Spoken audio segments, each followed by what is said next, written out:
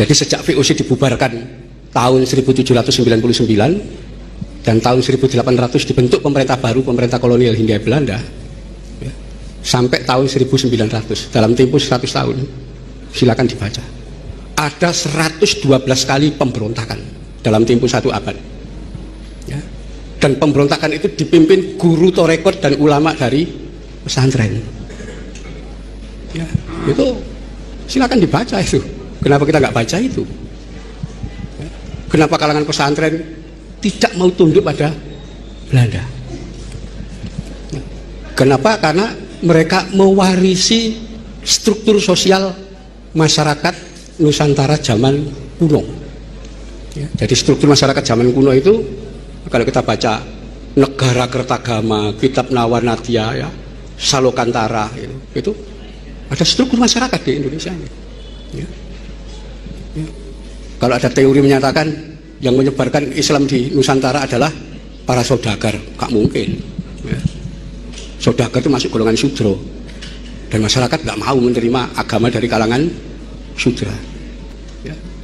Itulah sebabnya ketika Wali Songo datang di sini, mereka menduduki posisi Brahmana. Sunan-sunan itu Brahmana. Iya, jadi panutan orang. Tapi kalau yang menyebarkan itu golongan saudagar, kemudian apalagi orang asing, nggak dianggap.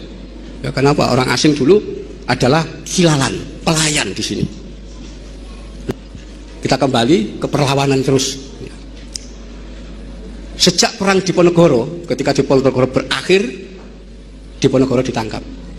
Rupanya pengikutnya yang masih memiliki anggapan tidak mau tunduk pada orang asing, melarikan diri semua. Ya. Daerah Jawa Timur, dari wilayah Mataram sampai Banyuwangi, itu adalah pengikutnya Diponegoro semua. Ya. Lari. Jawa Barat juga lari ke sana. Ya. Dan kemudian tokoh-tokoh itu banyak yang mendirikan pesantren-pesantren baru. Ya. Dan kemudian menyebarkan kebencian terhadap Belanda. Nah, menghadapi itu Belanda sadar gak mungkin diatasi dengan senjata. Kenapa? Wilayah penyebarannya sangat luas. Dilakukan penguasaan pikiran. Kita harus perang pikiran. Itulah mulai disusun cerita-cerita hegemonik versi Belanda. Ya. 2 tahun setelah perang Diponegoro, tahun 1832, ya, dalam satu laporan disusunlah Babat Kediri. Ya. Ini aneh bener ini. Babat ini diperintahkan oleh Mas Ngabei Purbowijoyo, seorang beskal, jaksa, ya, Belanda. Dia mengatakan mendapat perintah, ya, dari pemerintah, ya, dari atasan untuk menyusun Babat Kediri. Kemudian dia menyatakan mendatangi dalang wayang krucil namanya Ki Dermokondo. Ya. Bagaimana cerita tentang sejarah Kediri? Ya. Ki Dermokondo mengatakan, saya itu hanya dalang wayang krucil. Saya hanya bisa menceritakan cerita tentang wali-wali, cerita tentang cerita Menak dan seterusnya. Tapi sejarah Kediri tidak tahu. Nah, untuk mengetahui sejarah Kediri, saya punya teman, seorang jin namanya Buto Lucoyo. Ya. Mas Ngabei Purbowijoyo bertanya, bagaimana cara mewawancarai jin temanmu itu? Ya.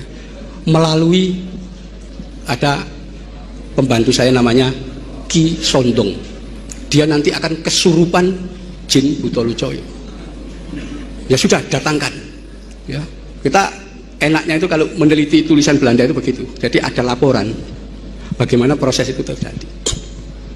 Didatangkanlah Ki Sondong, habis itu dilakukan upacara, ya, dan Ki Sondong kesurupan rohnya jin Buto Lucoyo. Cerita semua ditulis. Inilah yang kemudian disebut Babat Kediri. Ya, diterbitkan tahun 1850, disebarluaskan. Ya, itu. Jadi cerita sejarah versi jin. Jelas bikinan Belanda ini.